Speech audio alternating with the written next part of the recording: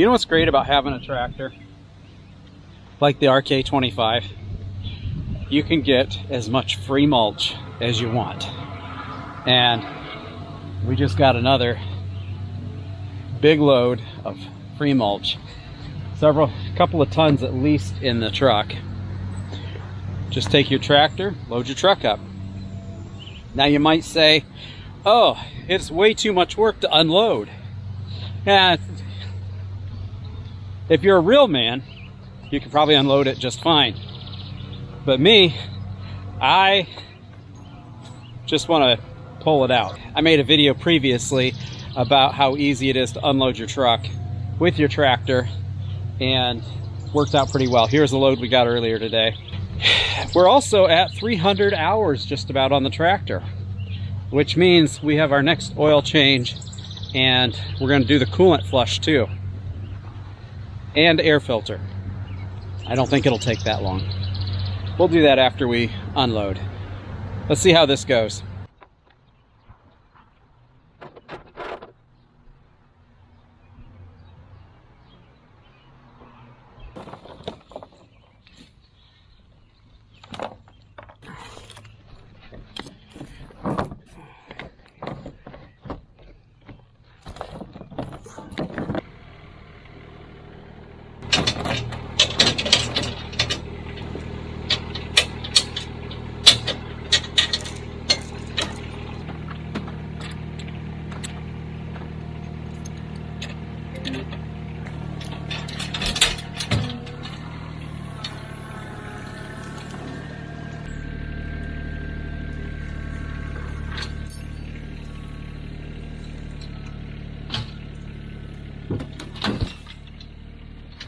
There's where it's at.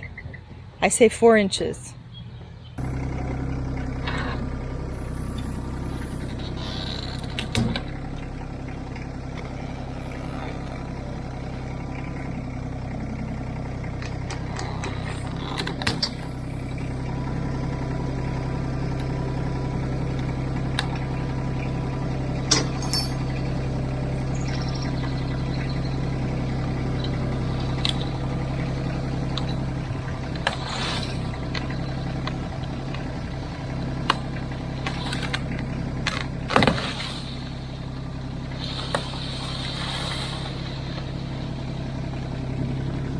Almost there. It all came out. I think we have 2 or 3 still hanging on. So I was wrong. The corner ones? Yeah, it looks like it. See, this is the corner one that kind of holding things up. Oh. So those reinforcement tabs actually do work. They do work.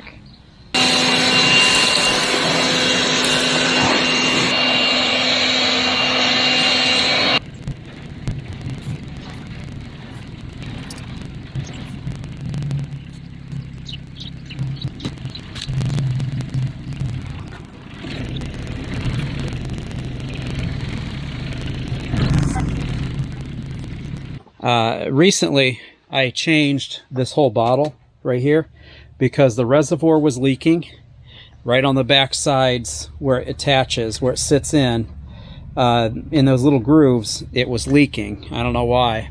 And we got that changed. It no longer leaks, but we're at 300 hours and it's time to do the 300-hour maintenance.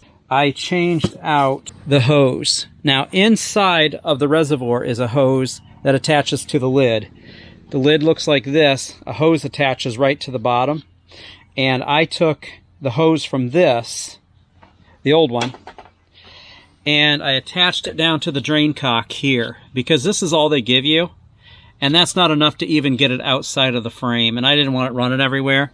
So now it goes right down off to the side right here. Right here is our cock. We're going to turn that.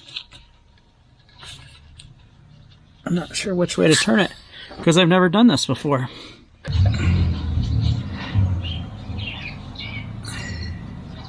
Well, thought I'd be flowing by now. Well, I guess the hose port, drain port must be clogged because I pull it out and it's just running down. See that? Get the bucket under there. Catch it. So you can see it's supposed to drain.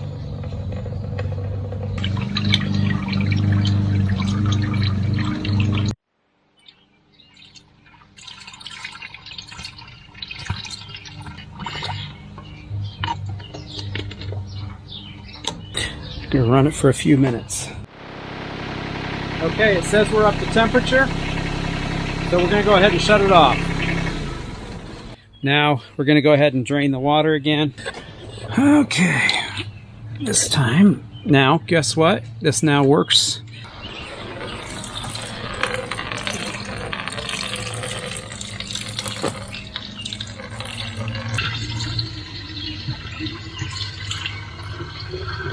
Takes about a full gallon. But here is what the first flush looked like, which means there's probably quite a bit of antifreeze inside the engine too. So just keep that in mind when you're replacing the fluid. We're going to start it back up again. We close the cock.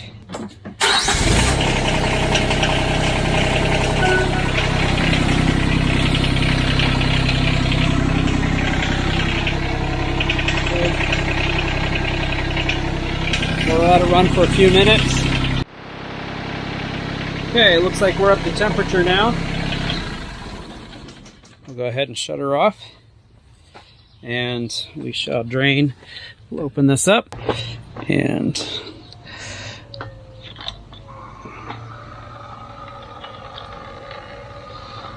next we'll do a flush with the antifreeze itself to make sure we get most of the water out.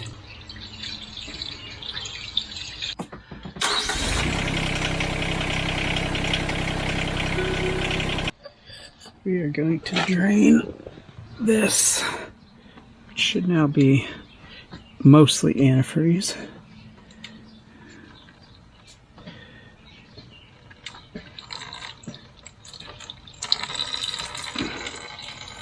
We also need to change the oil filter. So the easy part is done. I put the date on it. Right there it is. A little tight to get to, but we'll get there. Did it last time in August of 21. Okay, we finished with the antifreeze and flushing the system out. Now we go to changing the oil. So we need to take off this bolt right here. That's the drain plug number 1, and then over on the other side of the four-wheel drive shaft there's another one. And we actually want to take them both out to drain.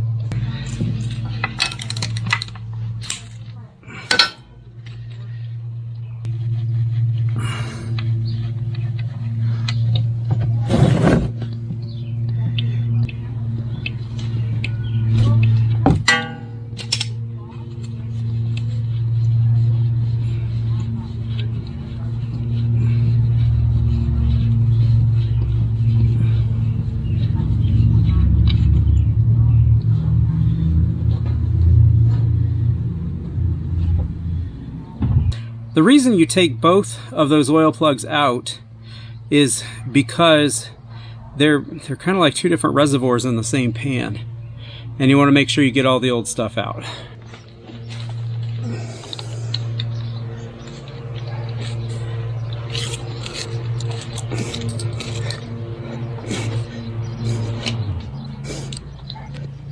There you go.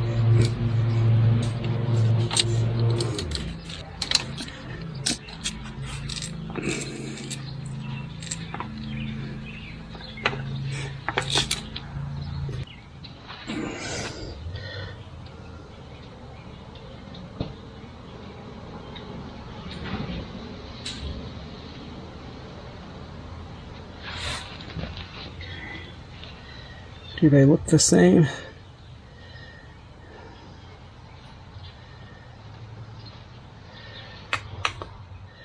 I think so, for the most part. The inside's different.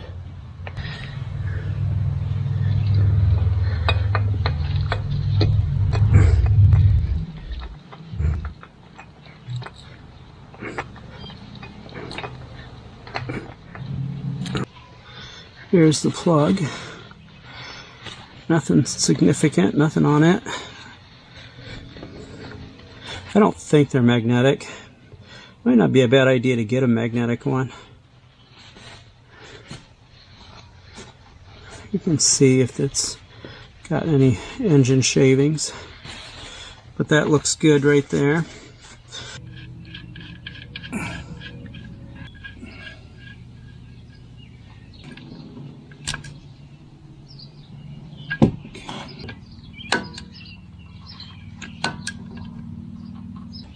Now we add the new oil right here.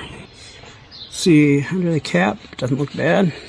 In fact, this oil is surprisingly not as, I don't know, maybe it's not surprising, but it has been 2 years, almost 2 years, 22 months since we changed it.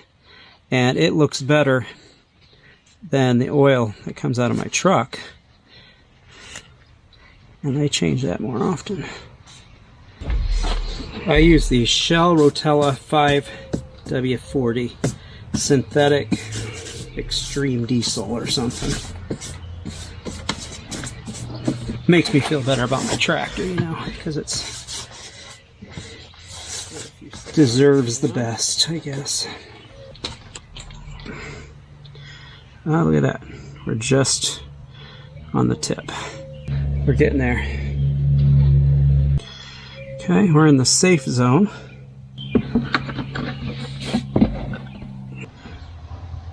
We'll check it again after we run. So we're right at the top right now.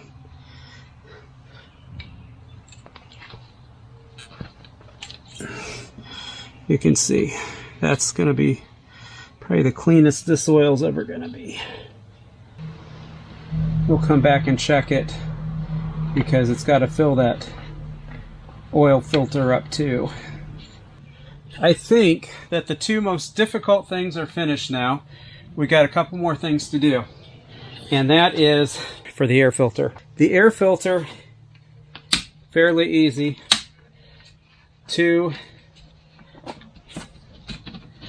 Okay, right there. There's also a dust port that you're supposed to clean out too, that we need to remove, and we will wash that out. The filter slides out like this. Old and new. New is still in the package. So. And I think they look pretty much the same. If I turn it around the same way. You want to see what the inside looks like. There it is. Nothing serious. We're going to wipe out the dust. You're supposed to take this out regularly and clean, especially the dustier environments or the wetter environments that you're in, like rice fields. You're supposed to clean this out more often. Clean the dust port, what this looks like. Very clean outside. And if you go like this, it'll break up the dust inside. Might even want to use one of your oily rags. I've done it maybe once or twice. I probably should do it more often. This one is not that dirty. Oh, we got quite a bit out of it. We're going to reattach it back on. I bet you haven't remembered to do that, have you? There's also another one that is easily forgotten that we're going to check next. We're going to go ahead and snap this back on right down here with the new filter in place. That worked. Remember, it goes like this. Okay. The air filter is now done. And we've got one more thing left. That is right here. Okay. I added a wing nut onto the nut here, so I didn't need any tools. But you're going to see that we need to slide this out.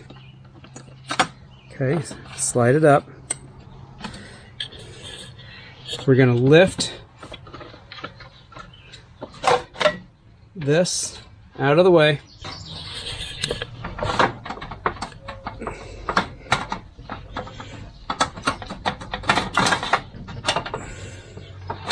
You're going to see why you need to clean it.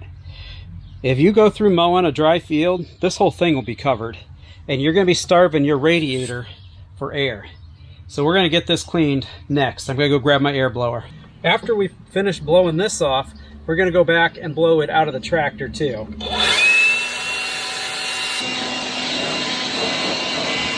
And that's all it takes to do your 300-hour service. You can change your oil more often if you want. This actually didn't look bad. I thought it was going to be worse than it was. It's not. Seems to be like a well-built engine. I use it pretty hard too. There's no doubt. Don't forget to do your other maintenance, like checking over your bolts to make sure they stay tight, and just your general cleaning. But as far as your 300-hour service, it's your air filter, oil filter, and your coolant. So do all those things and your tractor's good till 500. Take care and God bless.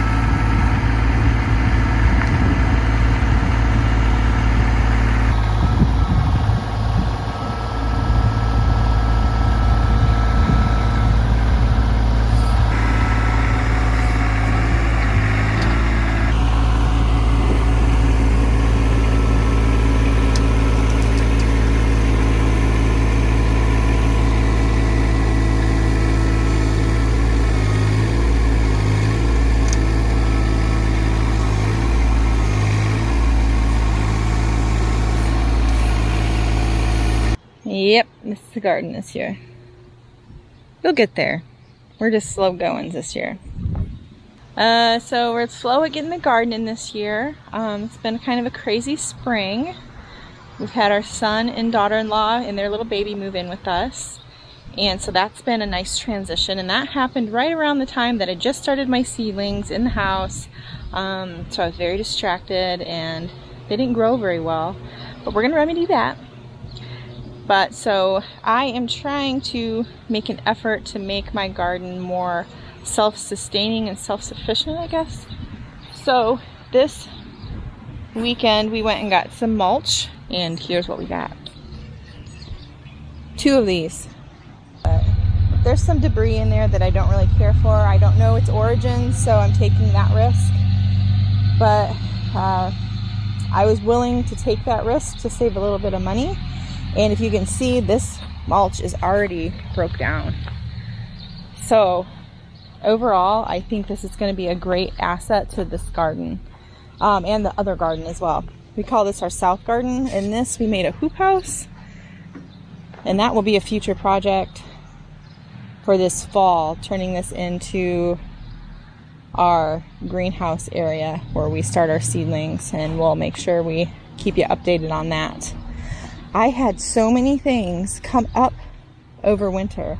These are all, you guys should know what these are. You can put it in the comments if you want, but I'm going to tell you right now. Some sunflowers, because I put all of my dead ones in the garden to break down over winter, and then when Bryce tilled it this spring, some seeds came up. So we'll see if we get flowers from them. They're starting. But there's so many other things. Like I've got tomato plants that over winter, their seeds are coming up. And since my seedlings didn't do very well, heck yes, I'm saving them. Don't know what variety they are. We'll find out when they grow. The other garden, I've got tons of just different of my gourds that I did last year, my squashes and pumpkins. So we'll see what comes up.